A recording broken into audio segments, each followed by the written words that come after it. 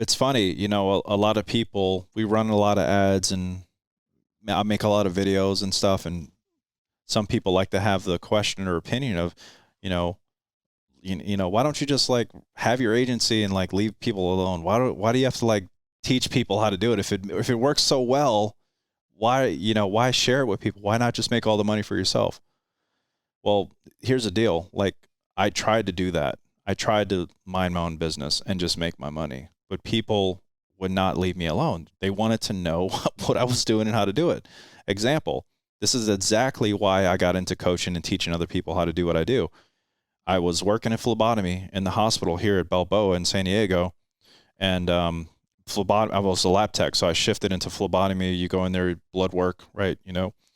And a master chief gets his blood work. That's an E9. That's like the highest ranking, highest enlisted rank you can get in the Navy as a master chief as an E9. He comes to get his blood work and he's like, HM1, which is my rank, E6 corpsman, HM1. HM1, I've heard about you.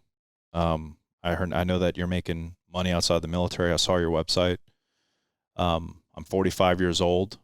I've been in the Navy for 25 years. I'm getting out next month, and I don't want to go sit in a classroom full of 19-year-olds. Can you teach me how you make money outside the military? I'm like, hell yeah, Master Chief. Yeah, I got you. So I made I went home that night and that week. I think it was a Thursday. I went home Friday, Saturday, Sunday. Over the weekend, I filmed like a dozen videos, uploaded them to Dropbox. I sent it to him, and he's like, "What do I owe you?" And I was like, "Just I don't know, $900." He gave me $900. Sure. He watches the videos, lands a client. I'm like, "Wow, that's amazing." So we jump on a video. Cool. Now I have a testimonial, and then other people start to find out about him making money and about me, and they're like, "Hey, I want the course too," or like, "I want to buy it," right? So that's basically caused like this wildfire that spread. And I'm like, wow, people are willing to pay me for what I know.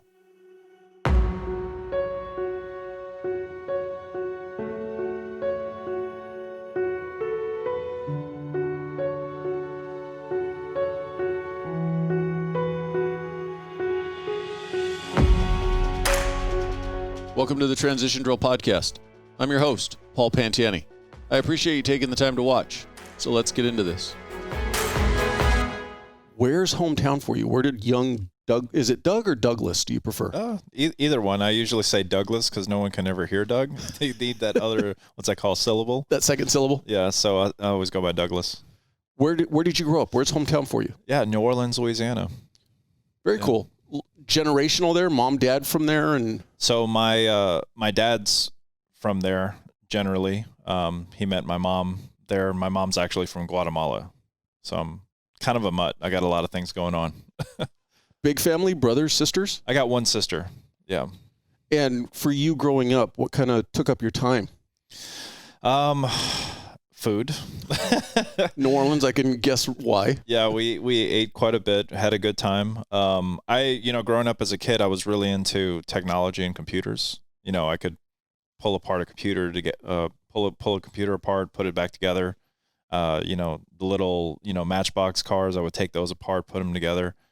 I was always kind of like, I guess I did things an engineer would do, growing up. But just self-driven, like, I just want to figure out how things work? Yeah, I liked understanding how systems worked and went together, how they connected. So I think that's kind of like how I got into what I'm doing today. But yeah, I was always curious as to, building things, putting things together like that. So, growing up in Louisiana, with my parents, and my mom is actually a respiratory therapist. So she was in the medical field. And I actually had a very also creative side to me. So I was in art a lot of my childhood. And then by the time I graduated high school, I was in talented art. So if for anyone that remembers in high school, like if you get into talented art, like you're an exceptional artist, like with paint or clay or you did something, right? So I got really into painting the solar system and, and pictures of the universe and depicting myself, what I would look like looking through, like if I were to sit here and like look at the moon, if I had like a front row seat of Earth on the moon, like in this chair, and I have my hand up here like this, I would paint whatever's in my vision. So you would see this coffee cup, you would see my leg, you would see my hand like this, and then you would see the earth, right? So I did things like that. And it actually got into an art gallery when I was 18 years old in high school. I actually don't tell this story too often. It's funny. Have I told you this story? Victoria, my assistant, sitting over here. Yeah, I got into an art gallery, like an art show, and locally, I think I had like 6 or 7 pieces there, and I sold 2 pieces for like $500 each. Wow. So that was literally the first money I ever made, I guess, as a creative artist or an entrepreneur. And this is while you're in high school? Yeah, 18 years old. And did you have art in your family? I mean, what kind of brought you to art? I think it was, I'm kind of a control freak. Okay. Right? So like, that immediately equates to artist. well, like I like being able to control the flow of things, right? So and I've and that could be like a good thing and a bad thing in business too. Like I've actually learned to let go of a lot of things because I have a big team and I have to trust them to do their job.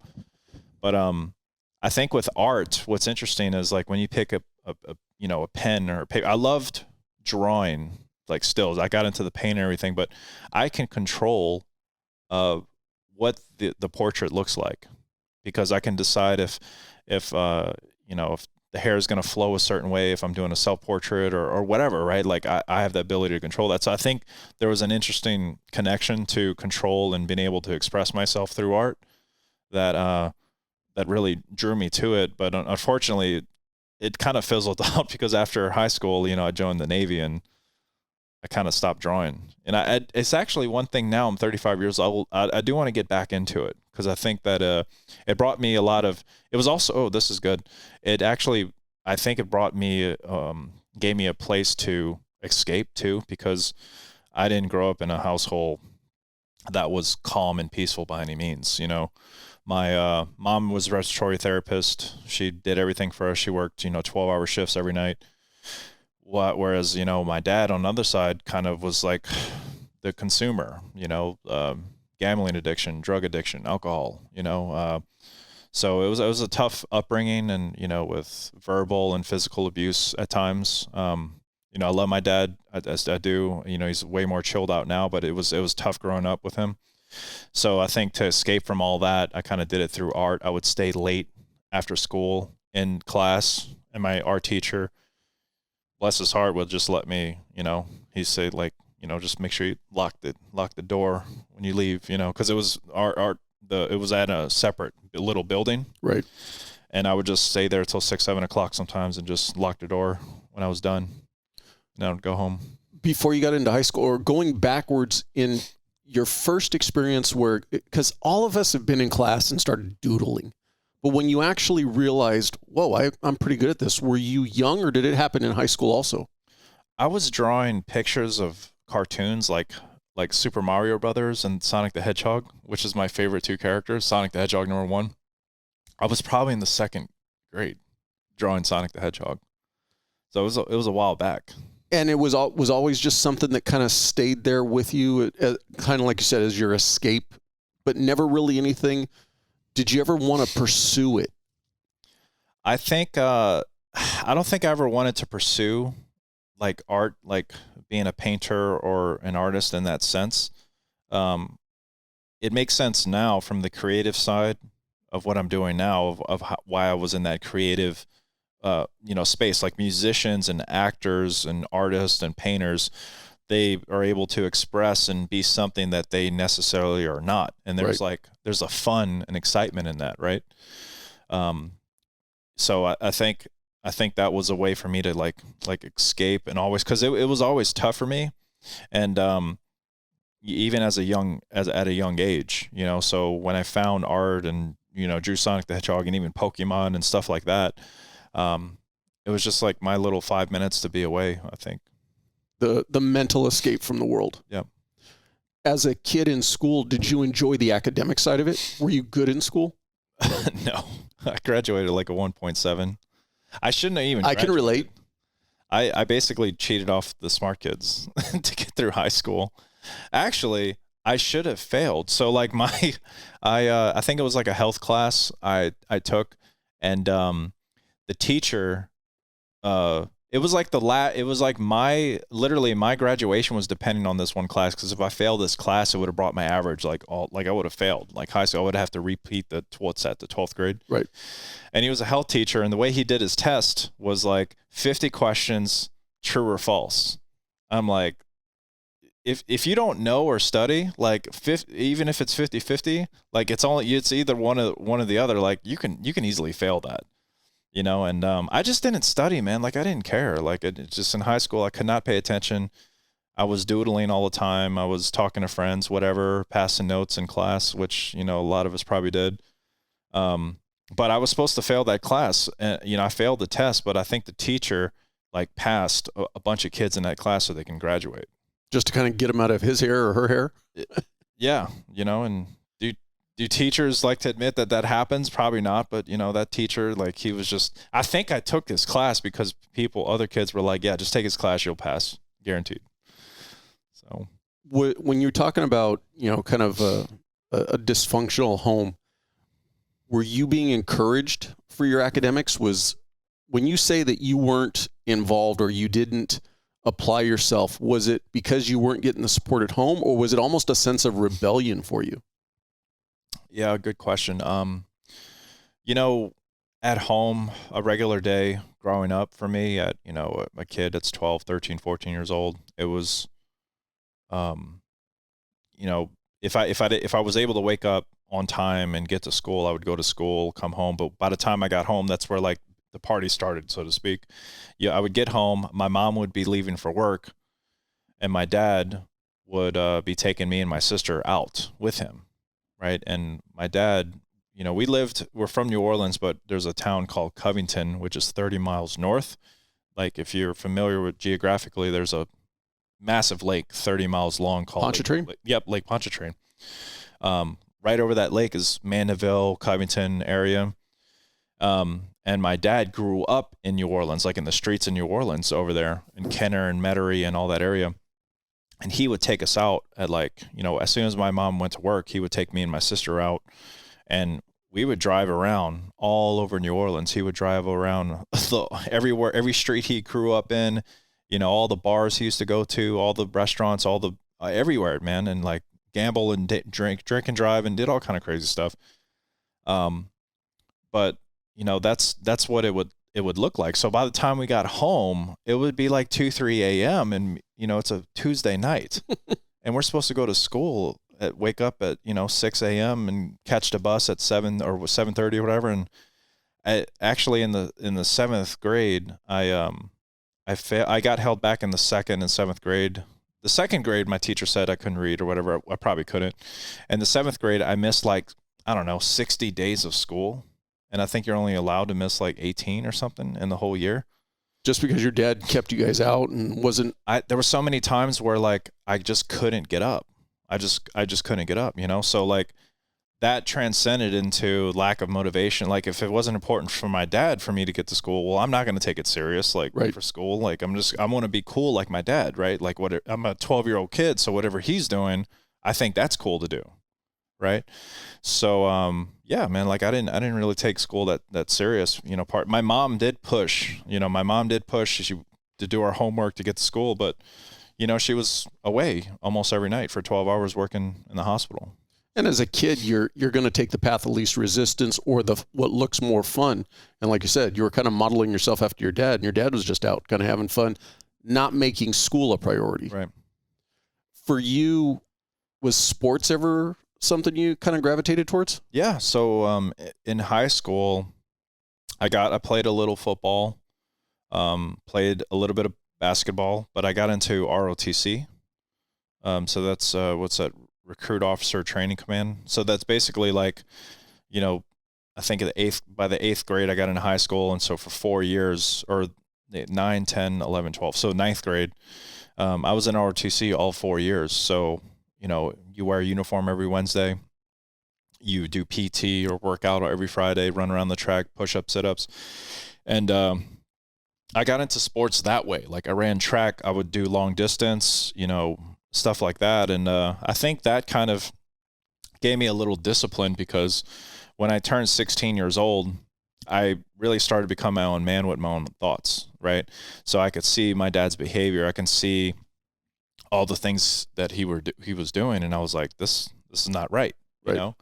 And I was started to lay down and understand some different principles about general integrity and having respect for other people and discipline and leadership and all these things, like in high school in ROTC. And I started to look at other parts of my life. I'm like, wow, this doesn't align with what these people are telling me in ROTC. Right. So, yeah, I mean, to answer your question, ROTC was my thing, but I think because ROTC and seeing life from a different lens, there was one instance, I think I was 16 or 17 years old, and, my dad was coming in home late one night, and I confronted him, and I told him, I don't agree with everything that's been going on, and we got into a confrontation. I ended up leaving and moving out, and I moved in with my best friend's parents at the time. And I lived there for a good while, graduated high school, then I moved in with my grandparents. And yeah, I just couldn't, there came a point where like I couldn't accept that behavior anymore, and that wasn't me, right? So. When you joined ROTC, so you joined it in your freshman year? Yep. Freshman. Were you already thinking the military then, post-high school? Not in my freshman year. I was kind of thinking in my senior year, but after I graduated, I hung out for like a year and a half, and I was bartending. I was bartending. I was making good money. I had my own car, paying my own phone bill. I was like, I got the world. This is like it. I made it, right? At least at the time you thought you made it. Yeah, at least at the time, and living with my grandparents, right? So life was just way simple then, no responsibilities, and out drinking all the time, getting into trouble. There came a point where I was doing that for about a year and a half, and my grandma was like, and my mom were like, hey, you're going to go to college, you're going to go to the military, or you're going to get the F out of my house. So there's no way I was going back to school. So I ended up joining the Navy. Did you have anybody prior to that as a kid growing up as kind of a role model or a mentor towards the Navy? Or towards the military in general? Not really. Two things. ROTC for sure influenced that. I liked the structure. And then I had a great grandfather that served on the USS Arizona in Pearl Harbor. So. Do you think that you sought out, you talk about how at 16 you kind of realized, hey, what my dad's doing's not really cool, not really what I want to do. But before that, in your own world or your own sphere of influence, were you a kid that kind of stayed on maybe the straight and narrow, just didn't divert too much, or were you kind of potentially going down a bad path? Yeah, I didn't necessarily go down a bad. I actually, when you're at recess, at junior high or high school, and you got all the trees or areas where everyone hangs out. You got the preps, or not the preps, the kind of like the guys, the popular people, popular football team, cheerleader, and then you got the artsy people. Then you got the emo tree. I don't know. Is that wrong to call someone emo? I don't know anymore. I think if you were just the people, I think saying the people is about as safe as you can be today. But basically they had like all the little sections, all the different groups of people. I was like the chameleon. Like I could go hang out with the, superstar quarterback and head of the cheerleading team. And then I would go hang out with the kids listening to Linkin Park and, painting, their fingernails black. Or whatever. Like I would bounce around. I was friends with everyone, and that's just kind of like how it's been my personality. I could always like connect and be friends with like anyone. Right. And that's how I was in school. But yeah, I didn't really get myself into trouble. I think the first thing that I did that actually got me into trouble, and I mean I made this decision on my own, but I can't help to think that. At the time, I thought it was the right thing to do because I saw my dad do it. And so I got a job working for Target before I was bartending at 17 years old. And, I told you I was into computers. So because of my knowledge of computers and technology and cameras, and like back then, I think like 2 megapixels was like, whoa. Now it's like your camera has like 1,000 megapixels or whatever's in the iPhone nowadays. So like I knew about all that kind of stuff back then. And Target made me like their official electronic systems specialist, like for the department. And I'm like 17 years old. I'm like, what the heck? So I kind of like the Geek Squad before the Geek Squad was a thing. Yeah, basically. But at Target. So I had the keys to like the back room, and then I had access to like the special sensors. I knew how to take the sensors off all the equipment. So I basically over 2 months ended up stealing like $5,000 in electronics, you know. And I remember getting caught walking out, you know, one day with some stuff, and I heard my name, and I was like, damn it, this is it. You know, so I actually went to jail for like 18 hours, and it was the worst experience of my life. So I was sitting there, and I was sitting next to a guy basically saying like, you know, I should have killed that bitch. I should have killed that bitch. He said that like 100 times, like over and over again. And another guy was rocking in the corner like he was on heroin or something. I'm like, this is not where I need to be. This is like not okay. So, you know, that's when I got out of jail the next morning. My grandparents didn't bail me out, and they were, you know, it was a waterworks show, and I was like, man, you know, I'm so sorry. This was a horrible mistake. I've definitely learned from this. I never want to be in that position again. But I think just looking back on it now as an adult, as 35 years old, like when you're a kid growing up and you see all these things, you just think that they're normal, you know, and you think that it's okay. And we don't realize, like, as parents, like I have 2 girls, like my daughter Camila is almost 4 years old now, but they will literally watch everything you do. Mm-hmm. And everything you do is the way they think the world works. And so you have to be careful what you say and what your actions are around them. And even as a young adult, I saw my dad's behavior and I confronted him, but I still had like things inside of me and tendencies that I thought were like okay to do. And, you know, I made that mistake, and, you know, I learned the hard way, but luckily it didn't destroy my life or anything. I was 17, first offenders program, paid a little money, went to some classes, got it expunged from my record. And then, that was going to be one of my question. It didn't impact you going in the Navy? Yeah. So that's actually a funny story. So I go to join the Navy, you know, family's like, hey, go to college, go to Navy, or get out of my house. So I'm like, all right, cool, I'll go to Navy. So I start talking to a recruiter, and he's learning about me. Have you ever been arrested? You know, did drugs or whatever? And I was like, never did drugs. I've actually never did drugs, even though I joke about doing it all the time. It's actually an icebreaker for me. It's funny. I'll talk about drugs sometimes when I meet somebody for the first time, and it's funny because I was at we had a party a couple years back for my my wife, and it was actually what do you call that? Baby shower, right? And some of her friends were there in Texas, and I was like, hey guys, like I'm gonna go do some cocaine, like do you want to join me? And they were like, no. And then I just walk away. I didn't have any drugs. And then like Sonia, my wife, gets a call like the next day and was like, hey, you know, your husband was talking about drugs at the party. I just want to make sure you're okay. And to me, it's like funny. It's like I have a pretty weird sense of humor. I just no, like, unfortunately, no one's called the cops on me yet. But yeah, I've actually legitimately never done. I've only done like smoked some weed and stuff, and that's it. Anyway, what were we talking about? The recruiting story. The recruiter talking to you about arrests and drugs. Yeah. So he's like, have you ever been, you know, arrested or whatever? And I was like, yeah. I told him the whole story about Target and being arrested. And he's like, cool, I'm going to go, you know, to the court or whatever and have this taken off your record, because even though it's expunged, it's still like sitting on your record. You can still see it in the system. I'm like, oh, okay, cool. So he does that. I go through the process of joining the Navy. And he told me, like, if anyone ever asks you if you've ever been arrested, did anything bad or anything at all, just say no. Just deny and say no, like it never happened. It's off your record, so nobody needs to know anything. I was like, okay, sounds good. You know, so I get to join the Navy, get to boot camp.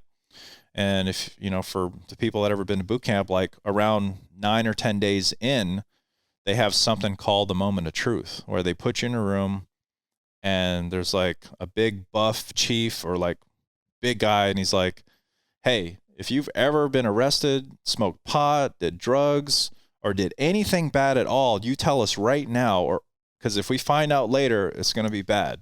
Like, we're going to throw you in the brig. We're going to take your money, like lock you down. Like, so as a 19-year-old kid, you're like scared, you know, like you go to boot camp. It's a culture shock. You go there with just the shirt on your back. They take everything from you, your phone, your wallet, everything. Well, not your wallet. You get to keep like your wallet or whatever, but they take all your non-essentials, right? And they give you a sea bag filled with uniforms and everything, and a shave kit and boots. So I'm a 19-year-old kid, and I'm scared. I'm like, I don't want to get kicked out. I don't want this guy to beat me up. Like, you know, like, I don't know what's going to happen now. So I'm like, you know what? I'm just going to let him know. My recruiter says it's off my record. It's off my record. Like, we're good, right? So I applied to be an IT, information system technician, to work on computers, which I love doing. But to get that job, you had to have a special type of security clearance. So there's three, right? There's secret, top secret, and confidential. Confidential is like if you work at the White House or Pentagon or something. Secret, you like anyone can basically get a secret. Top secret, you're looking at some probably important data. You know, it could be on a ship or in a hospital or somewhere. So I needed a top secret. So I had to go to an interview. So I go over there for an interview for the security clearance. There's one guy, you know, in the room, closes the door. I sit down. He opens up my file. First question he asks, have you ever been arrested? I'm like, God dang it. Like, right out the gate, can we not like warm up to it and I could build a rapport with you first? Like, so I was just like, yeah, you know, I was arrested. No, you know, Target, I was 17 years old. My recruiter said it's taken care of. It's expunged. It's not even on my record. We're all good, you know? And he just closes the file. He's like, I'm sorry, you're going to have to pick a different job. You don't qualify for top secret security clearance.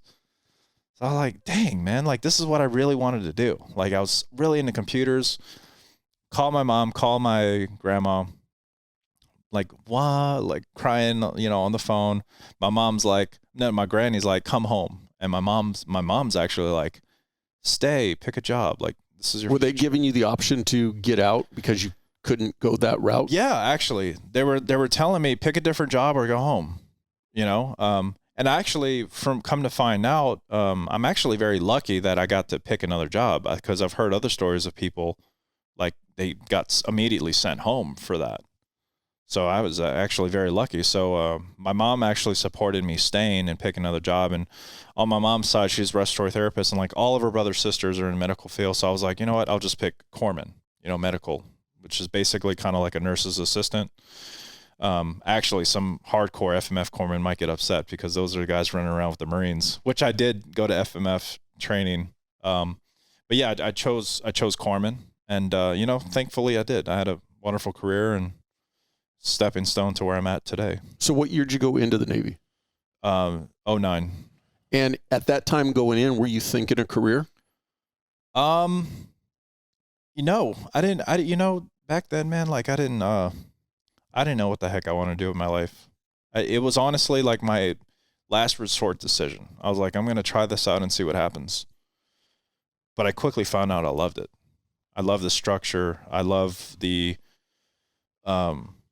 because in the military, like you can excel your career. There's a formula, just like in business, just like in anything you do, there's a formula. And if you know that formula, you can be as successful as you want. You can have as much rank, responsibility, and money as you want. And people don't think of it like that. They think of it as a job, and they dread their job, like show up, work 9 hours, go home.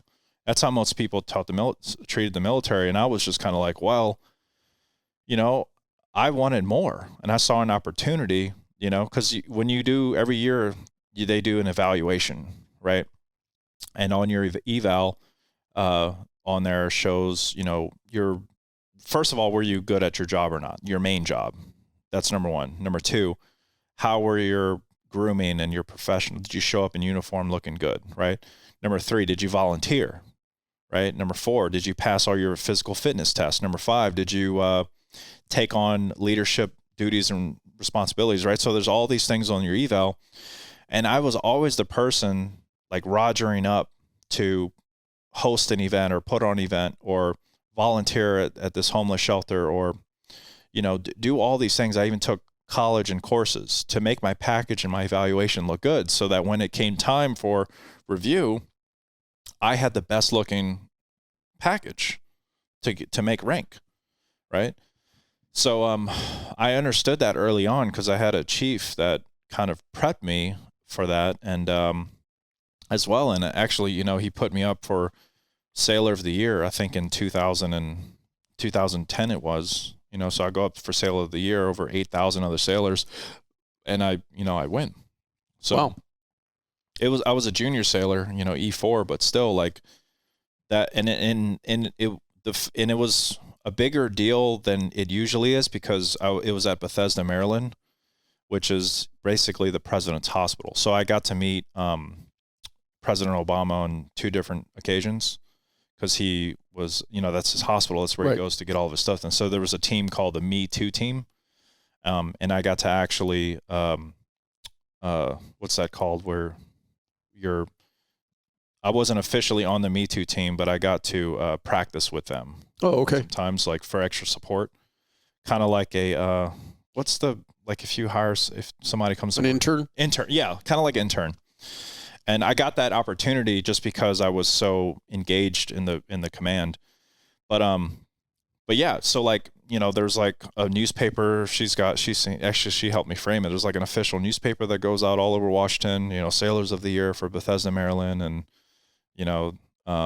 so yeah, it was an incredible honor to receive that award and all that. But the award is one thing. And I like to bring this up because like, throughout the military or anything you do, like even at a job or a corporate position, like you get awards, you get pay rank raises and all that stuff. But when you're in a position of leadership and you have other people that you're taking care of that are underneath you that are actually the people doing the work, but you're just, facilitating the vision, the ones underneath you like are actually making it happen. So when I won Sail of the Year or made rank or all these things or got these awards, it's because of my team, that was there. Right. So I always like to remind people, like, you wouldn't be anywhere where you're at unless you had those people behind you. But at the same time, you get the award because you were the one that came up with the vision that inspired the people underneath you, right? To move that ball forward. So, and our mission in Bethesda was literally at that time in 2009, 10, 11, we were like the #1 provider of blood. I worked at a blood donor center. All of our units of blood were going directly to support, the troops in Afghanistan and Iraq at the time, right? It's, and because 1 pint of blood saves 3 lives, right? So that was a heavy mission. So I think over the 2.5 years I was there, we processed like tens of thousands of units, and I was the junior LPO or assistant LPO on most of those blood drives that we started at 3-4 in the morning sometimes. And we were out there all the way till, 8:00 at night. Right. Like for 3 years, man, it was like a lot. Like we got off on the weekends, but Monday through Friday, we worked a lot of hours, probably 70, 80 hours. So. It sounds like from what you experienced as a kid growing up and living a very turmoil-filled life, the structure and regiment of the military really kind of grounded you and was almost a guiding force for you. Mm-hmm. To the point that I don't want to say it turned your life around, but it kind of gave you your purpose. You found your purpose. Yep. And Absolutely. How many enlistments did you do? Like re-ups, right? Yeah. Let's see, I think the first one I think was 4, and then I think the next one was 6. So only 2. The reason why they got me for 6 because I became a lap tech and they got me with a re-enlistment bonus. So I got like a $25,000 to sign my life away for 6 years versus just 4 years. So you did a total of 10. Yep. 10.5, about 10.5. Yeah. At what point during that second enlistment coming up on that 10 years, did you realize that this is going to be my last enlistment? Yeah. About 3.5 years before I got out, I got my first check for like $5,000 doing something outside the military. And I guess what was the catalyst to get you to start doing that? Yeah. I basically started a business 3.5 years before I got out. That's when things got really exciting. The catalyst was I went on a deployment in 2015, early 2015, on the USNS Mercy. It's the big humanitarian ship here in San Diego. We went to Papua New Guinea, Fiji, Philippines, Vietnam. And these little islands, we literally like built schools for kids and like soccer fields, basketball courts, stuff like that. We even revamped a lot of the hospitals and clinics and the labs, helped them work on their QC systems and all that. But I think, you know, at that point in my career, I was a E5. I went on deployment as an E5, and I was only in for 5 years at that point. And I went on that deployment, and I just did what I do best. I volunteered for everything, because like when you go on that deployment, there's all these little workshops you can go do. Like you can go with the CBs and build schools and be their corpsman. Like I was a corpsman, right? You can volunteer for that. You can go volunteer at the shelter and pass out food or whatever. Most of the guys and people on the boat, like they just wanted to get by and like do their main thing. They didn't roger up for the extra stuff. And I was like, heck yeah, I'll go with the CBs and build schools. Like that's fun. Like for kids, let's do that. Right. So I end up doing all that stuff. I led events. I think we had the corpsman birthday on the boat. I coordinated the entire event. There was multiple things on the boat that I did, and end up getting capped to E6. Capped means you're meritoriously promoted to the next rank, to E6. To be handed E6 like that is a massive deal, because when you become an E6, you're basically head floor supervisor. You can be in charge of hundreds of people at that point. Right. You know? So I was basically given, and it's hyper competitive, especially as a lab tech, corpsman lab tech in that space. Like they only promote like, I think it's like 1%, or it was like really small. I don't remember the numbers, but it's like super hard to get it. And it was handed to me. So it was just, I earned it for sure. I did the stuff extra, but I think just going on that deployment, getting capped E6, doing what I did with kids and building the schools, and then kind of seeing their reaction when we got there and the schools were all built and we were handing their books and everything. It was just like really uplifting experience for me. And I felt like I did all I could do in the Navy. Like, what am I going to do? Just keep going for rank? Because like you get in the military, if you're focused on promotion evals, like every single quarter, there's service member of the quarter, and you're constantly competing and looking at, did I volunteer enough? Did I take enough college class? Did I do X, Y, Z to make my package look good? It's like a never ending thing. It's almost like, becomes like a second job within the job. Exactly. And third and fourth job sometimes too. So, and I was so focused on my career and I was putting so much time into it. And then, it wasn't until, I ended up starting my company, and I told you I landed my first deal and I got paid $5,000. It's like a month's salary for like a few minutes of work. Right. I'm like, wow, this is incredible. So like I started to realize like how valuable my time really was. Right. And we can get into more details of that, but basically, the catalyst, just going on that deployment, I wanted to make a change. So when I got back from that deployment in 2015, I was like, I want to find something and do something else on the side with my time. So, but at that point, you still had 3 years left on that enlistment. About 3.5 years, yeah. And how did you settle on? Ultimately, what was that company that you first started? What would you?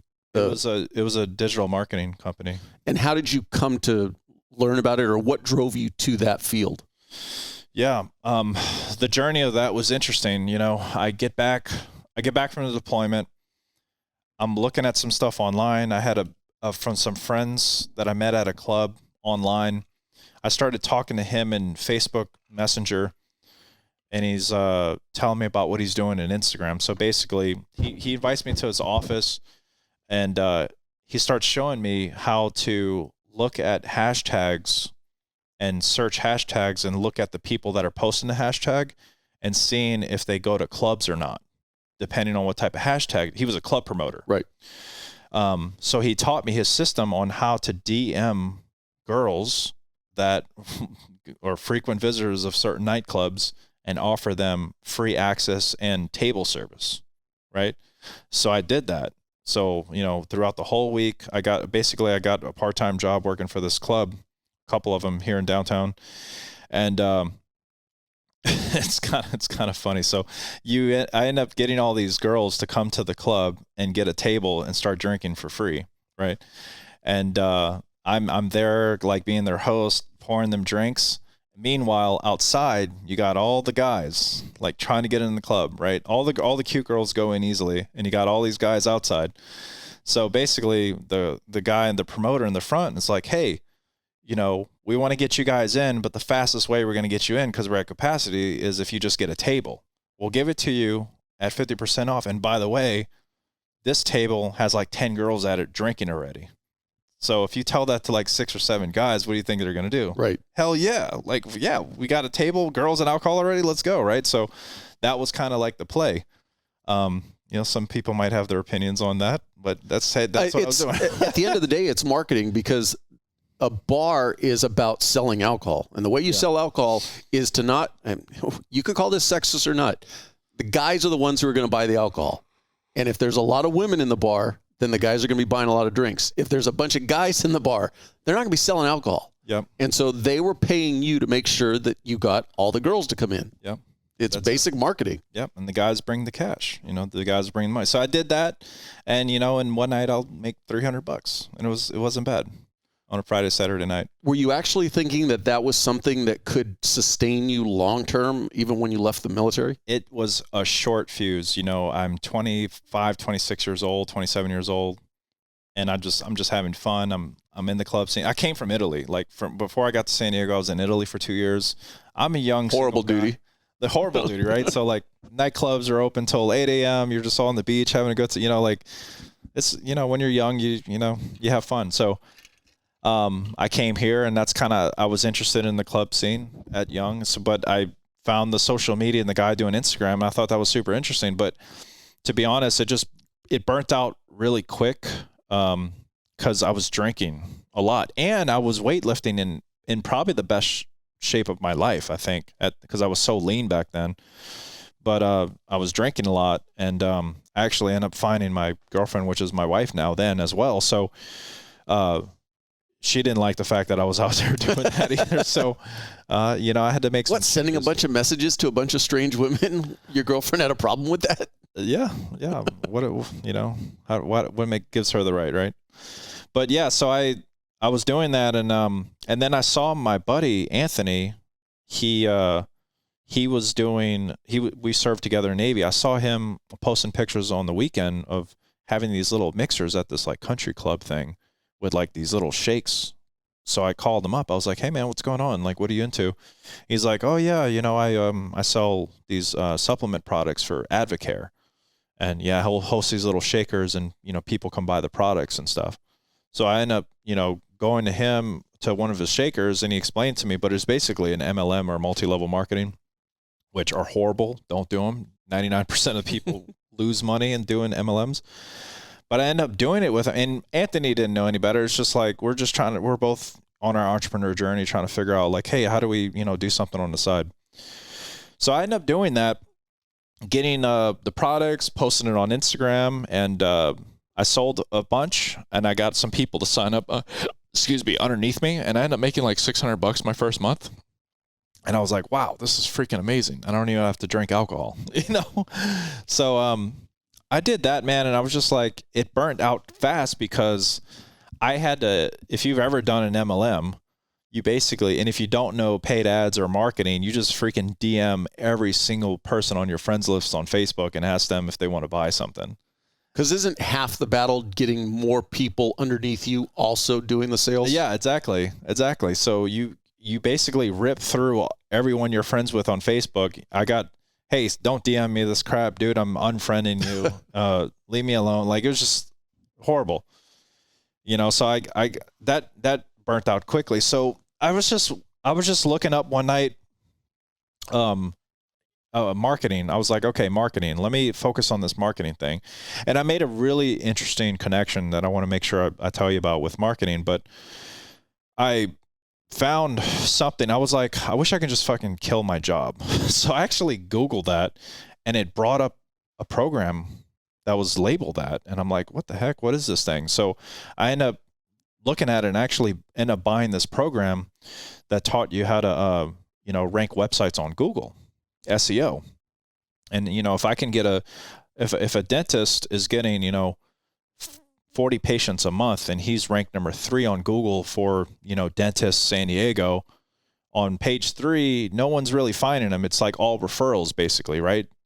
But if I get him ranked to page 1, now he's getting 200 patients a month. I just 5x'd his business by getting him ranked on page 1 of Google, Right. Because that's where everyone clicks, is high on page 1 of Google.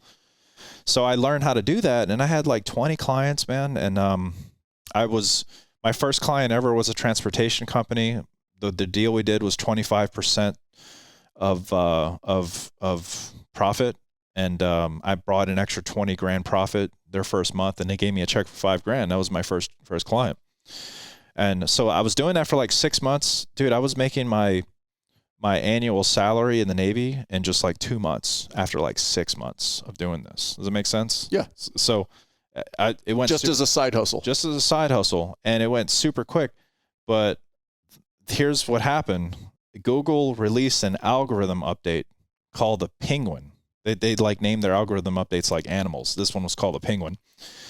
And it if you were using so when you're doing SEO, the way it works is you want other authority websites to mention you. So if I get links mentioning my website on Wikipedia or the Discovery Channel or Weather Channel, these are major websites that millions of people visit. That will boost my rankings, right? That's called backlinking, right? But the program that I was learning from wasn't teaching me to get Weather Channel, Discovery Channel. It was teaching me to get these freaking scammy, like freaking black hat links that nobody visited, that they pumped up with traffic from bots that weren't real people. So basically the algorithm came out and it heavily smashed your website if you had these bot spammy backlinks connected to it. So I had 20 websites ranked on page 1 of Google. I woke up the next day, I could almost not even find any of them on page 1 of Google. And for their respective keywords, like the niche plus the city, dentist San Diego, carpet cleaning Escondido, right? So basically my business, that 40 grand or 50 grand every 2 or 20, 30 grand a month, whatever I was making, it literally disappeared overnight.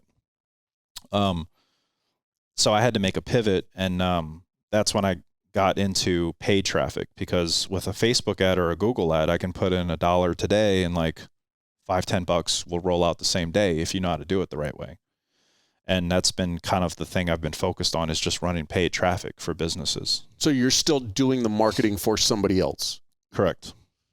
And at this point in time, are you out of the Navy yet? Or are you still in? I'm still in. This was 6 months from when I found it. So I found it in 2015. This catastrophe happened in November of 2016. Roughly November of 2016 is when this happened, when things went crash and I had to pivot. And so you pivoted to the paid ads. How is that different for you, or is it still basically the same work for you? It's basically the same work. It's it's just with paid ads, you have to keep an eye on your optimizations, making sure that every dollar you put in, leads are coming out. So for example, this is the business model. I'll break it down real quick. First of all, I work with brick and mortar businesses, right? And all brick and mortar business, any business in the world needs customers. If they don't have customers, they can't stay in business, right? That's the whole deal. So if you can be the middleman between businesses and their customers, you can charge to help those businesses get more customers, right? So I was basically the middleman, and the way I would do it before, the old way was doing SEO. I would rank up their website. It would take, maybe a month to get the website ranked, maybe 2 months, maybe 3 months. But then when Google busted out these algorithms, it's like you lose everything. 6 months of work is gone overnight. With paid traffic, it's a lot more forgiving, because if they change an algorithm or if they change a system, well, you just quickly modify your paid traffic and then now you're good, right? But it doesn't happen like that all the time. So the work is just making sure that if I bring on, let's say, a chiropractor, right? A chiropractor will pay me about $30 for every lead I bring him. A lead is not a customer. A lead is a customer opportunity, right? It's somebody that raised their hand, submitted a form on Facebook or on Google. They gave up their name, email, phone number, and they said, I'm interested in chiropractor services. Now I give that lead to the chiropractor. Their job is to convert it into a customer, a patient, right? For anybody who's done sales, you're giving them the sales lead. You're not completing the sale. It's like, hey, John is interested in buying carpet. Go see if you can sell them carpet. There you go. And you could just charge for that one instance, right? So the chiropractor will pay me $30 for that inquiry, but on the Facebook ad, I might have only spent $15. So I'm making 100% profit on all the money I'm spending on ads for this chiropractor. Right. So for every $15 I spend, I make $30. So I double my money with the traffic because they're paying me per lead. Now, the way it's profitable on their end, I might send them 5 leads. Let's say they're just horrible at sales. I have to send them 5 leads for them to get one new patient. So 5 times 30 is $150. So that means it's costing him $150 for every single new patient, every single patient I give him. Now, he might only charge $60, $70 for an adjustment, but when you go see a chiropractor, typically the lifetime value or the time you'll see a chiropractor is like 6 months. Right. And you might need to get adjusted every week for 6 months. So let's just say it's $50. $50 times 4, that's $200 a month. Times 6, that's $1,200, right? So what cost you $150 to generate a new patient, you turn around and made $1,200 on that $150 investment, right? So the ROI in that math would probably be about 600, 700%, approximately 600%, which is great. So every $1 you gave me, I gave you $6 back. Seems like a good deal, right? So that's basically the business model on how it's profitable for you and also profitable for the business owner. And that's basically your sales pitch of, hey, you pay me this X number of dollars, but your potential is this X number of dollars. Yep, exactly. And you said you specifically targeted brick and mortar locations. Was there a reason why that is? It's because brick and mortar, when I got into the SEO platform or started doing SEO, that's just the type of businesses we were going after. And I always went after those. And it's a great business to be in because there's always opportunity. It's never saturated. As we sit here on your podcast, there's 32 million small businesses in the U.S. and every single month, 500,000 new businesses open every single month. So there's plenty of new opportunity every single month to get a new client. So it never runs out. It's just not like there's only 32 businesses ever or million. There's 500,000 new chiropractors, new dentists, new car dealerships, new salons, new therapists, new gyms that are opening up all over the U.S. So it's just a blue ocean.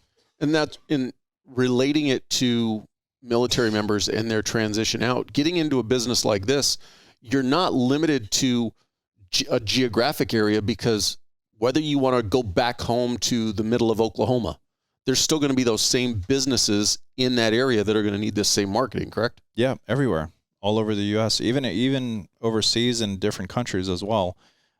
Just not China because they have their own Facebook and own Googles and stuff. But yeah, tier 1 countries, UK, New Zealand, Australia, even Mexico, and definitely Mexico and Canada. It works. So you came out of the Navy in what year? In 2019. And was this type of marketing, and I say type, because you've always been in the marketing business. It was just a different iteration of it. Is that what you thought you were going to keep doing forever? Yeah, well, I never really think or decide this is what I'm going to be doing forever. You just kind of keep a level of receptivity of, what path presents itself, and that's kind of how I live my life at this point. But, I still do the agency model, but what I do more so now is I do the coaching model, is teaching people how to do this. And that's what I wanted to transition into is, So what was the catalyst for you to want to start teaching? Yeah.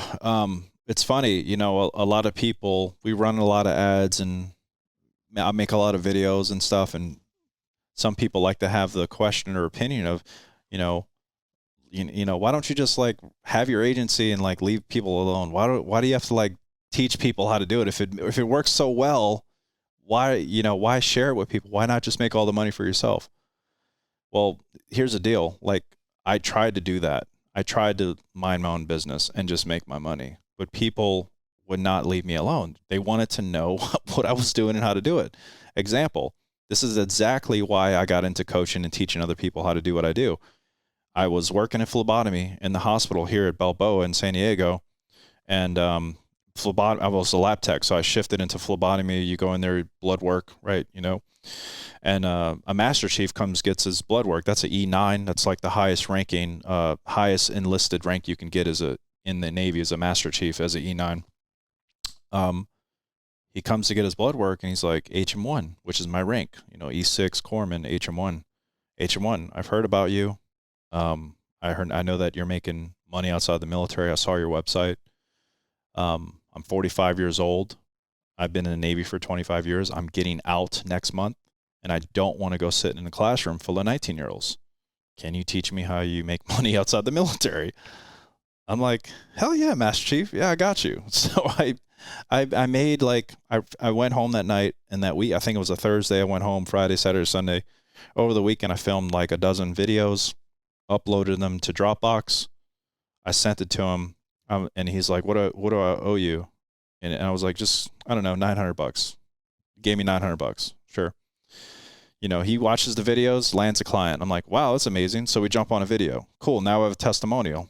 And then other people start to find out about him making money and about me. And they're like, hey, I want the course too. Or like, I want to buy it. Right.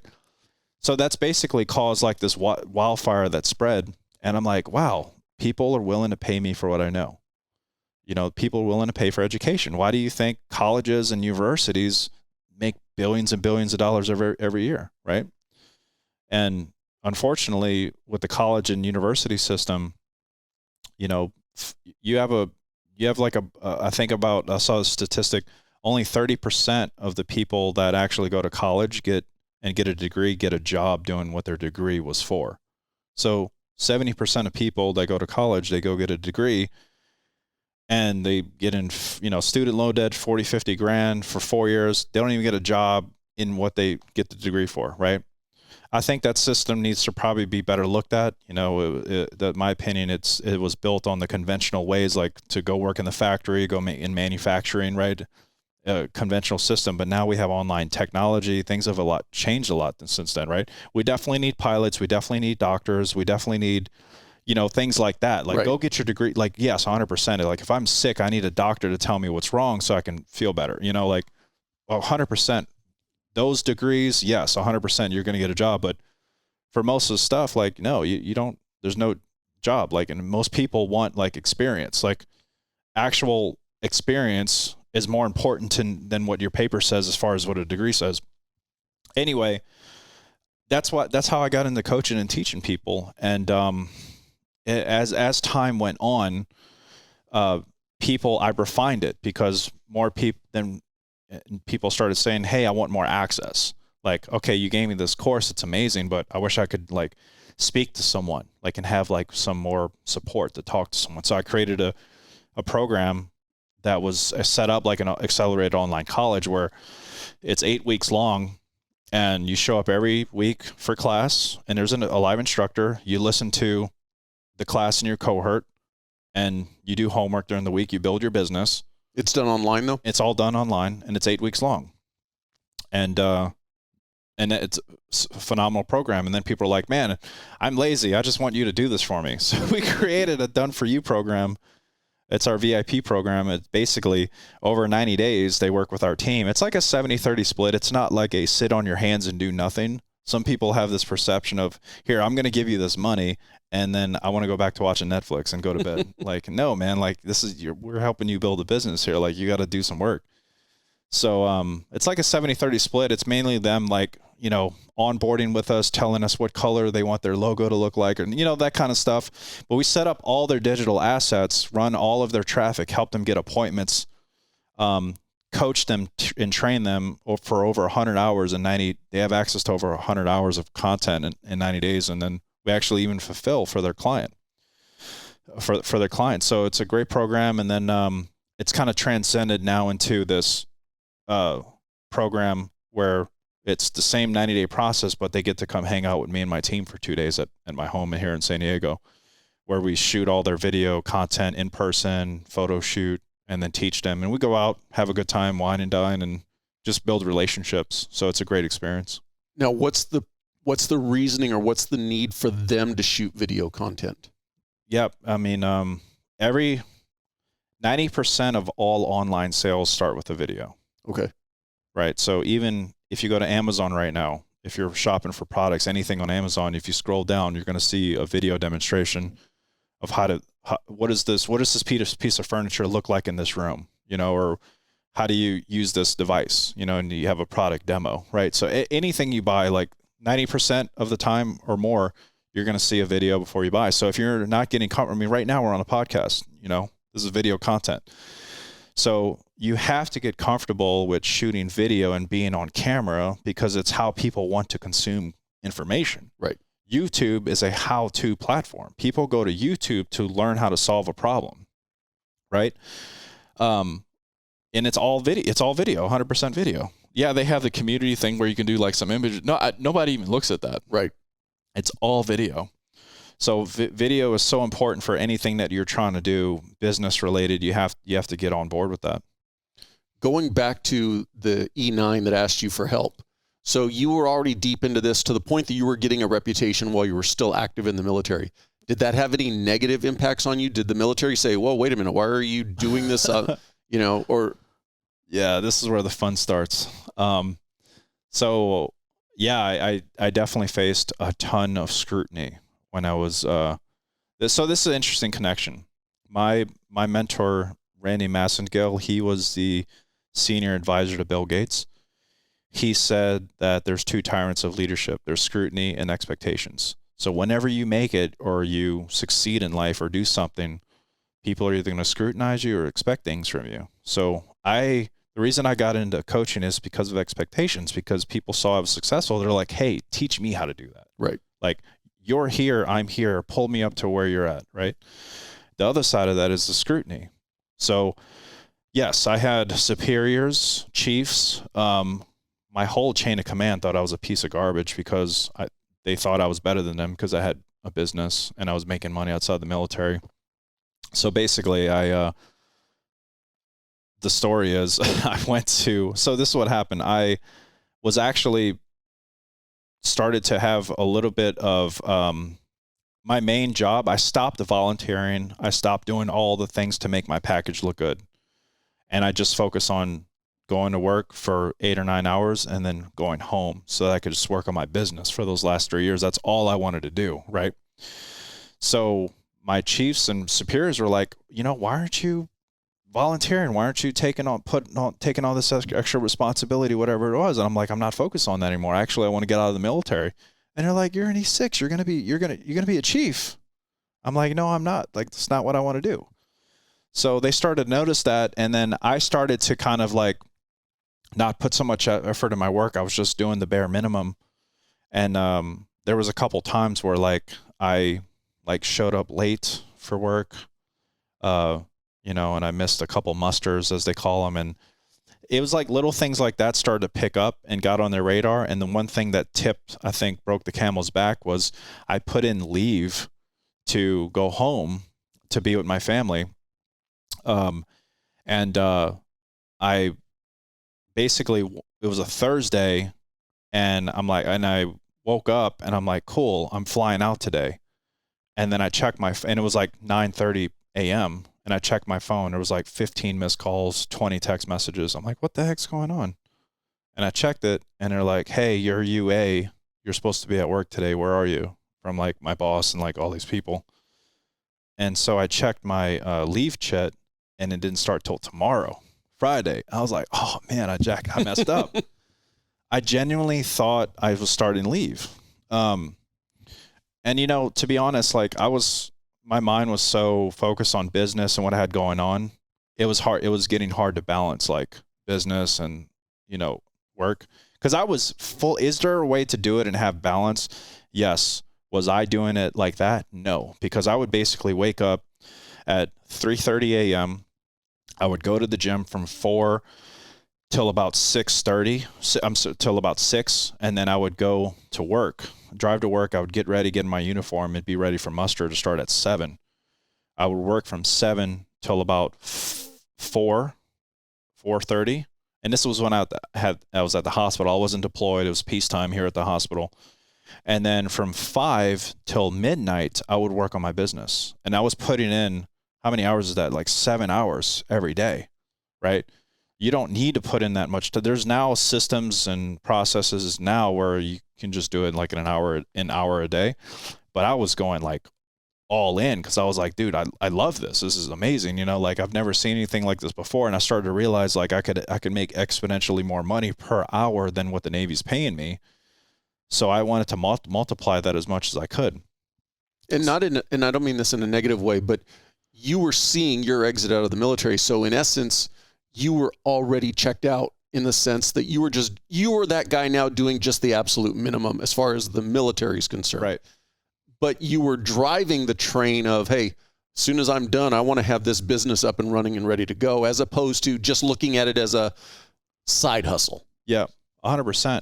But I was checked out 3 years before I could get out. So it was like, it was a long time, man. So anyway, that day I was supposed to be at work and I get another call, it's 9:30. They called me again. I answer because I'm awake. And he's like, hey, you need to be here. Where are you? You need to be here in your dress whites, like, because you're UA. And basically, if you get told to show up in your dress whites for work, you're in trouble. You're in trouble. Like you only wear dress whites once a year for uniform inspection, or if you're on the boat and you're entering and exiting a port, at a country or the U.S. or where. Like that's the only time you wear dress whites, or if you're going up for Service Member of the Year or something like that. It's the only time I've ever had to wear my dress whites for anything other than that. And that was for what's that called when you're in trouble, like for, So anyway, I got my dress whites, went to work. Would that be a discipline board or? Yeah, for disciplinary reasons, right? So I get to work, and they're just like, dude, my chief's like, what's your story? And I was like, I took leave and I legitimately thought it started tomorrow. Like, and it's true. Like I really went to bed that night and thinking I was going to fly the next day. Cause I was working. It was like 12 a.m. I go to bed, boom, wake up 9:30. I slept in cause of I thought my flight was at 4 p.m. or whatever. Anyway, after that, they were just like, you're going up to mass, captain's mass, which is basically like you go see the CEO of the command and they decide what they want to do with you. And usually if you get that far, the worst thing that happens is they knock your rank down. So I was an E6. I could have been knocked down to E5 or E4. They would have taken like half a month's pay, for like, 45, it's 45. So 45 days, half month's pay, 45 days locked on base. So I couldn't leave base. And I don't know if I could or could not have my laptop or not. Maybe they would have took my computer, which would have affected my business. Anyway, to get to captain's mass, you have to go through two other things. You have to go through a chief review board. That's all enlisted chiefs that put you in a room. You're standing at attention and they're just cursing you out, telling you the biggest piece of dirt to walk to earth. Why would you do this? And they're doing that to see how you react. Like, are you going to crumble? Are you remorseful? Do you not care? Right? They do that to you. And, and basically after that, they told me I'm going to see the XO. So they take you, they see the XO of the command. And is there no way to stop the process at the Chiefs review board? If the Chiefs, it's honestly really predetermined if they want it to go to captain's mass or not. They just need to go through the Chiefs review board. Then they need to do the XO and the CO. It's a chain of command. So everyone needs to get eyes on it. So basically my chiefs and my chain of command, they're like, we want to F this guy. Like so I already knew I was going to go to the CO. So after the chief review board, and they made it very apparent in the chief's review board that I was going to see the CO. Like they were like, had it up to here with me. I had a Master Chief that was a CS. He worked, a CS is the cook. Like, you work in the kitchen. I don't even know why he was my Master Chief and I was a corpsman. Anyway, he really had it out to get me. It's kind of funny. I've done quite a few of these podcasts. I'm sure one or two of these guys have seen me on these podcasts, and are like, probably like, damn, I wish I would have treated that guy. You should have treated me a little bit more nicer. No, it's okay. I forgive you. I'm making a lot more money now anyway. Anyway, so yeah, so was it just basically what we all deal with in dealing with other humans and human nature, a sense of jealousy because you were making so much more money on the side? So here's the deal. I get it. They were doing their job. They, in the military, you get paid to do a job. And if you're not doing that job, they have the right to discipline you, to get you to do the job. Right. And I get it. It makes sense. But for me, like, that was no longer my goal. I didn't care. And I wanted to get out. Like, I didn't care if I was going to get reprimanded, or like, that was just my headspace. Did you get through that unscathed, or did you take So this is what happened. Went to the Chiefs board, went to the XO, who's the guy right before the CO. I go in there, and I go in there, and it got to the point where the XO was asking me questions like, can you teach me how to do marketing? Right? It's probably what he wanted to ask me. Because at that point, I was making, 4 times as much money as him and the CO. Anyway, yeah, it's funny. He basically was like, how did he say? He said, there was a opportunity that I saw, and I took it. And if I would have never spoke up and took this opportunity, it probably would have went to the CO. But basically, the Chiefs were all lined up. I'm standing here at attention, and there's like a military police officer like in my face waiting for me to like attack someone. I don't know. He's just, that's how they are. Right. And he's basically, the Chiefs are all telling him, he did this, he did that, he did this. And then there was an opportunity for me to speak. And then when I spoke, I said, XO, everything that the Chiefs have presented to you is all factual. I did do X, Y, Z.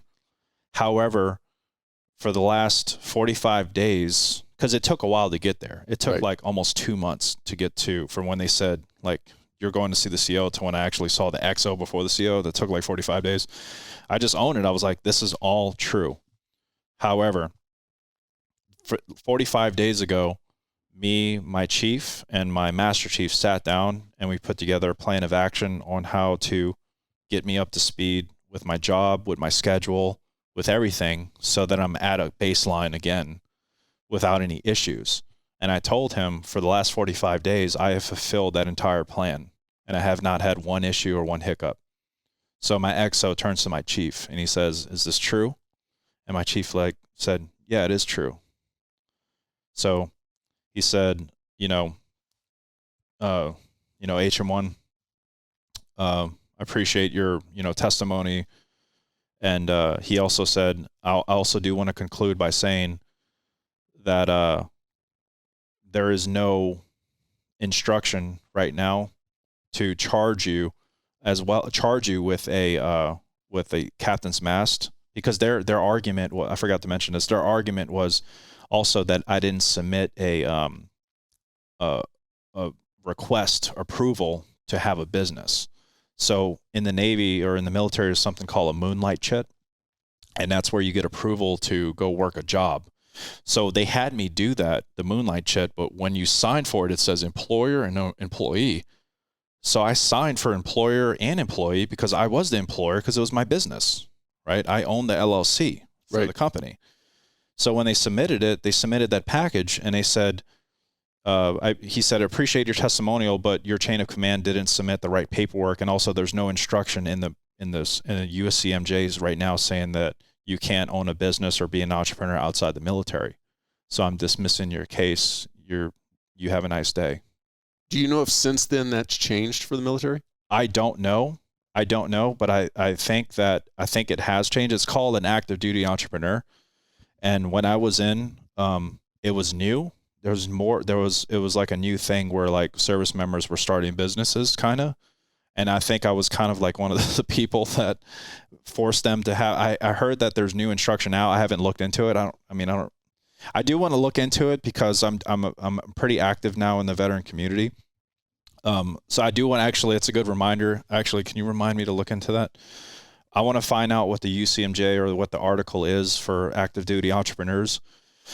If you can request that or not. But, yeah, at the time there was not. And that combined with my game plan for 45 days, like got me out of being CO. So I about faced and I exited that room. And dude, when I exited that room, I stayed outside the room for a minute. My chief walked out. He looked at me and he just went like this. He just smiled and went like this. My master chief walked out, the guy that really had it for me. He just looked at me and he just gave you the stink eye and walked away. Yeah, he gave me the stink eye and just shook his head like this and kept walking the other way. What this resonates with me because I've had a prior guest on the podcast, Austin Alexander. He left the Navy early because while on deployment, got himself a GoPro and started just taking video and started posting it to YouTube. Day in the life of, and it was nothing but positive about the Navy and his job as a master at arms. And basically the same kind of thing. He started getting some attention. He had a video blow up, started making some money off of it, and it ruffled the feathers, not of senior command, but of the mid-level command. Mm-hmm. And, he was saying that he goes, it just got to a point where they were causing me so much hassle. It was just easy to say, you know what, my enlistment's done. I can make good money. I'm going to keep going down this route. Right. Because he didn't really want to leave the military. He wanted to kind of balance both. But they forced his hand partly because of that petty jealousy, whatever you want to call it. And it was just his immediate superiors that were causing him problems. Yep. Now that you're out, you're doing your own business. What was it like for you the first time putting together a training class where you actually stood up in front of people? How stressful was that? Yeah, you mean in person? Mm-hmm. Let's see. What was the first thing I did in person? So I didn't start doing my own in-person events till about 2.5, 3 years ago.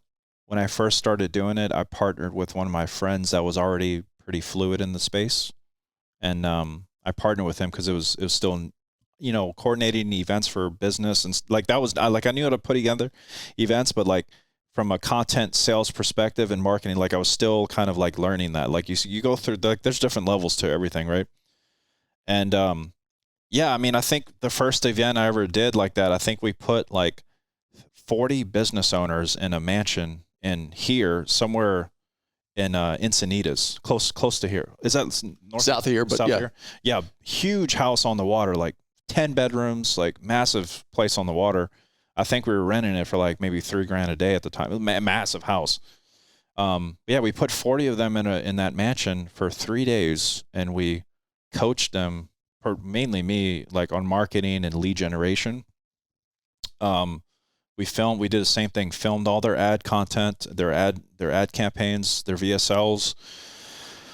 We did all that stuff. I set up their Google ad accounts, Google search accounts, Facebook ad accounts as well. It was me, him, and we had like 2 other guys, but I was like the most fluent person there in lead gen and online marketing. Mark that was there, he's like more of like the branding guy and like sales vision, that was a kind of a nail biting experience because it was the first time I've ever did it in person, and worked with people in person. But I loved it because I was in service, which I was most of my military career for 10 years. I was just in service to other people. Right. That's why I got the awards that I got.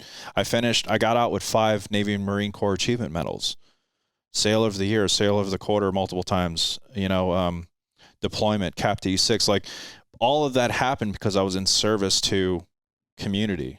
And so when I started to put on those events, and when I started my courses and I was coaching or working with clients, like I was in service. So I was fulfilling a level of fulfillment that gave me happiness, that I was passionate about. So I felt good like when I went to lay my head down every night, I felt good about closing my eyes and resting because I felt like I earned that day and I was looking forward to the next day. Whereas a lot of times in the military, I was just always on the edge, like just competing for someone. And, you know, it's just like a lot of things, especially the last 3 years before I got out, man, I slept. Not only was I building a company, but facing scrutiny every day. Like I did not have clear, sound sleep for 3 years until I actually got out of the military. And even when I got out, man, like I would wake up like in a cold sweat. I'm like, oh shit, I'm late for work. And I'm like, wait, I've been out the military for I don't have to go to work. Yeah.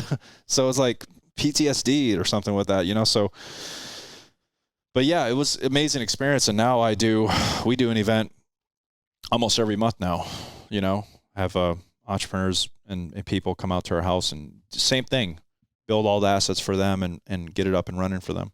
Now you mentioned you have an online program also, a training program. Do you prefer the online or do you like doing the in-person? In-person's where it's at and the connection. I think we need more connection. All the technology is cool. Zoom is cool. All that's great. You can definitely learn and use it and utilize it. And it's going to be around. But for me, call me old school, but I just love having a conversation like this with someone else, you know, and breaking bread and having a drink, you know. And going back to what you said previously about some of the negative comments you've received are, hey, why share what you've learned with everybody else? Take all the business for yourself. But at the end of the day, there's no way you could cover every potential business available. You don't have the ability to do that in a 24-hour day. So sharing it only makes all of you better. With that, though, for somebody thinking about getting into this today, is it still growing? Are you still seeing the online marketing aspect with significant growth potential? Do you use Amazon? Yes. When's the last time you made an Amazon order? About 45 minutes before we started recording this. So, I mean, there it is. You know, you probably went to Amazon, or maybe you see ads all the time for e-commerce stuff, right? Products. And a lot of them are affiliate marketers leading to Amazon, you know? So the answer is, I don't think consumer, as long as there's humans that consume, that have money that want to spend for products or goods or services, you're always going to have that. As long as business owners and entrepreneurs open up brick and mortars or online businesses or anything, there's always going to be that business model. There's always going to be an opportunity to be the middle person between businesses and their customers, always. Call them customers, call them clients, call them patients. It's always going to be there. And the data shows every single month, like I said, every month, 500,000 new businesses. So as long as there's people have money and there's always going to be a need to buy something for whatever they need, you're always going to need this. For somebody getting into it today with all of the talk and growth of AI and ChatGPT and all of those, how much should they be investing in learning that aspect of it? 100%. With AI, you either adapt it or you're going to die. I can tell you that right now. The market capitalization or growth from AI just from last year to this year, last year, $100 million, this year, $500 million. By 2030, it's going to be a multi-trillion-dollar a year industry. So if you're not adapting and using AI right now in business, you're going to get left in the dust. And also, AI is replacing jobs at an accelerated rate. I just read this morning, IBM is going to be letting go 7,800 employees. Walmart, Target, Amazon, a bunch of these major companies that we shop from are replacing a lot of their manufacturing and warehouses that were filled with humans working in there with AI and robots that are going to be working there, right? So same thing, and we're doing it in marketing, right? So instead of you and I texting or even having a conversation online, I can have an AI set up to actually have that conversation with you for me and book an appointment for me for you to be on my calendar. So we have a slew of AI tools that we've been using recently in our marketing, and all of them are creating efficiency. You know, what I would think of AI is I would figure out, if you want to be valuable to the marketplace and have job security, figure out how to adopt and use and become proficient in AI technology that brings efficiency to your job so that you can be more valuable to your employer. That's what I would try to figure out, because if not, it's going to get replaced. Either you're going to get replaced by the AI, or someone's going to come along that's an expert in that AI and you're going to get replaced, right? I think more so it's not so much the job. Like, you're going to see manufacturing and a lot of these conventional job positions, or, you know, traditional job positions go away. But I think a lot of the opportunity is the jobs that there needs to be a human validator, or a human check mark, so to speak, that is operating the AI. Because AI right now, it isn't 100%, but it gets literally 70, 80, 90% of the job done. And you just tweak 1-2 things, and then boom, what used to take you hours now just takes you minutes, right? So yeah, we use things like ChatGPT to write full sales letters and full video sales letters for us, and Facebook ads and copy, right? We're using something called Tavis right now, where every time somebody books an appointment with me, they'll receive a text message with a video that says, you know, hey, John, thanks for booking the appointment. I see we got you booked for this Friday. You know, you're going to be talking with one of my sales representatives. His name is Cody. He's one of the best in the business, right? And it's me saying their name and when their appointment's at, as if I'm talking to them. So it's a custom generated AI video. And there's many others. There's another program we're using called Sidekick, where basically builds the whole funnels and landing pages, like websites, right, for us as well. Another one called Midjourney. So Midjourney, we're able to basically go in there and type in exactly what we want images to look like. So if I say I want an image, a hyper realistic 8K or 4K image of a girl sitting on the beach drinking a cocktail next to a red umbrella with, you know, a beautiful yacht in the backdrop, I'll type that in, and boom, it kicks me out a bunch of images that look just like what I just typed in, hyper realistic, right?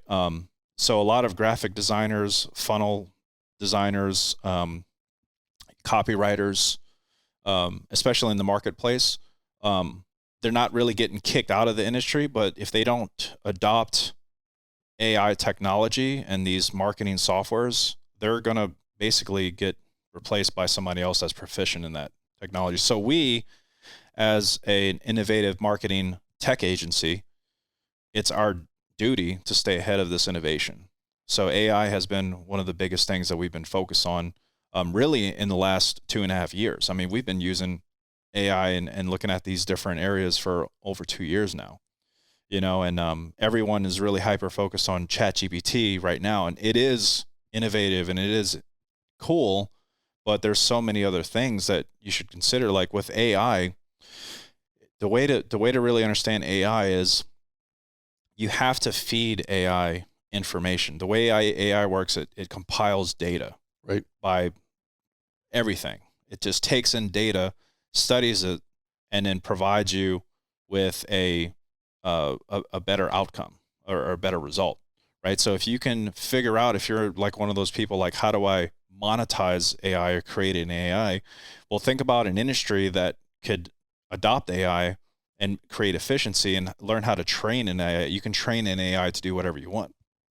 So, yeah. So, I mean, I actually, this is funny. This past weekend, I was hanging out with Howard Jetson. He's been the CEO of I was just telling Victoria about this. He's been the CEO of an AI company for 32 years. And ever since December of this last year, everyone's freaking out about ChatGPT. It's like, AI has been around since before I was born, really. I mean, I'm 35, right? I think what most people are probably freaking out about is the fact that it's now so easily accessible. Mm-hmm. I'm sure up to a couple of years ago, it was only available to a very small select group of people. And now it's just literally available to everybody. Yeah. I think that's what's freaking people out. Yeah. No, you're absolutely right.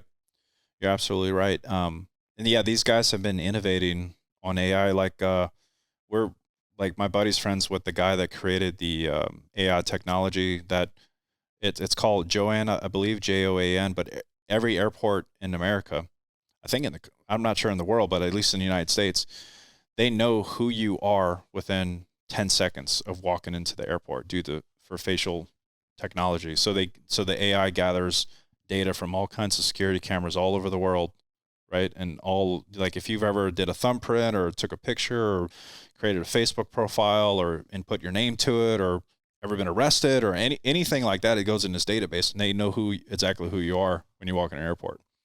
So AI is really all around us. Like if you go to Netflix just has a really great job of showing me what movie I should watch next because it knows what type of genres and movie types I'm into, right?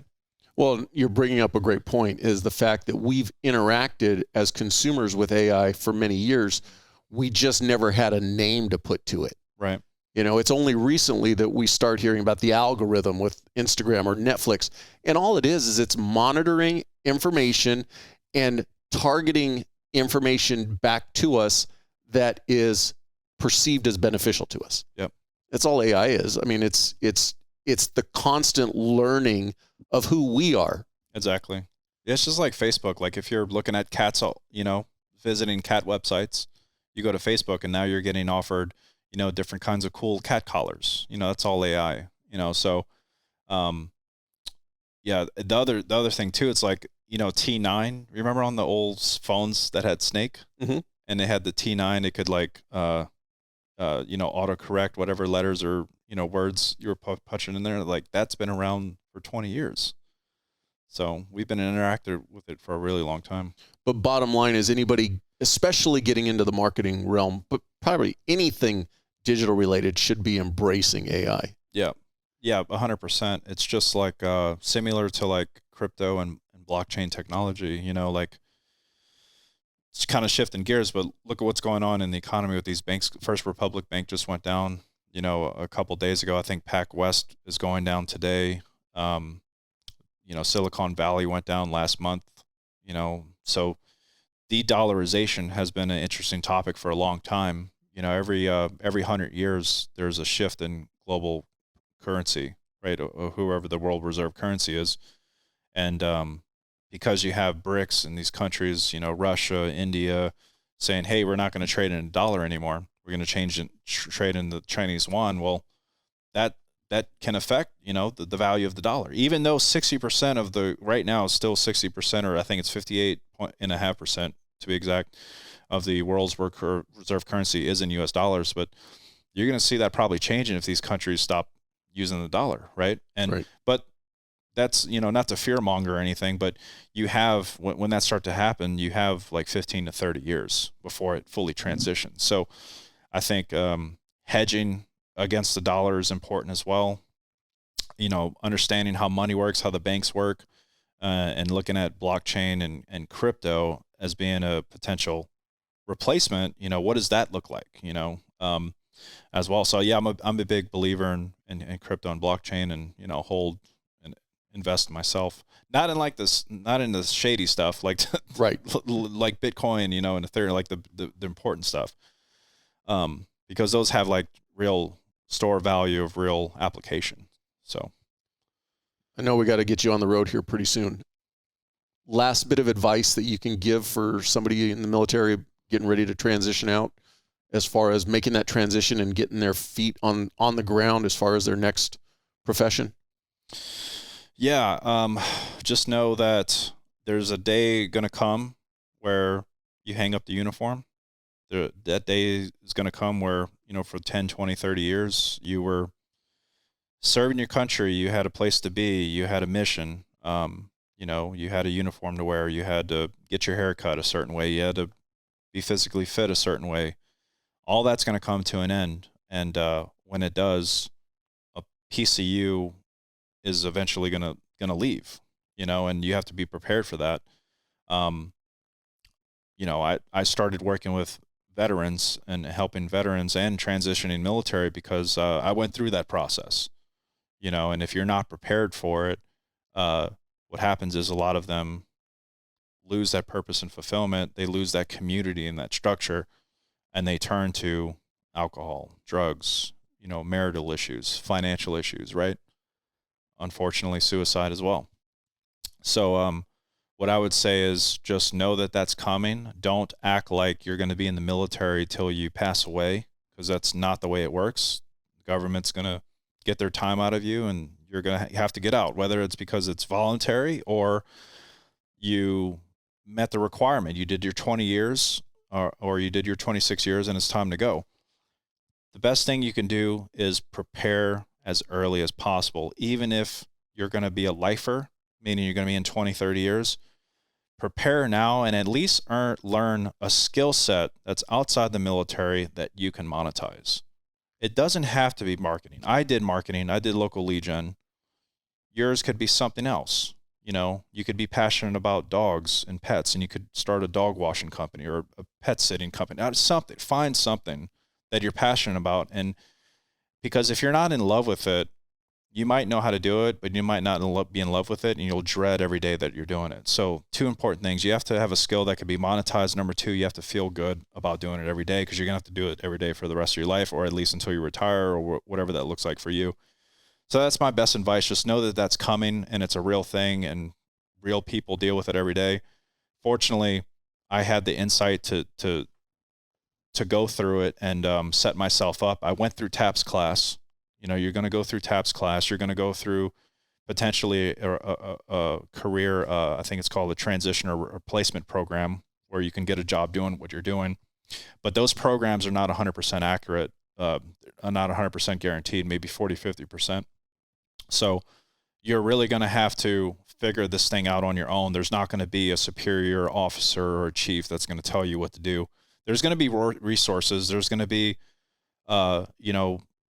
agencies that can help, but it's going to be on you, 100% on you, and you got to figure it out. And I would, if I were you, I would just consider the possibilities of online technology, online marketing, AI, blockchain.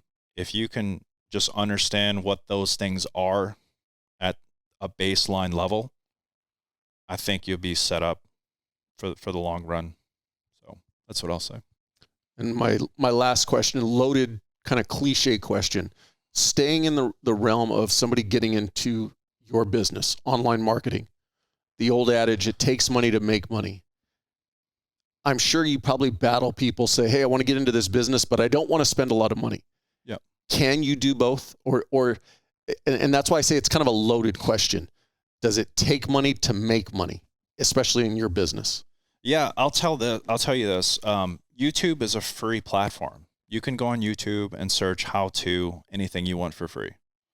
The problem with YouTube is you don't know exactly who you're learning from, if they're credible, or if the information's up to date, right?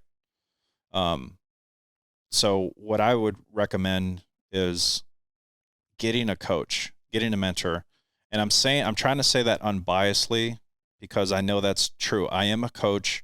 I'm a mentor to thousands of people, and I charge for my time, education, and material, right? But if throughout my whole life, I've had coaches, I've had mentors, I've had chiefs that helped me win boards and design my eval, right?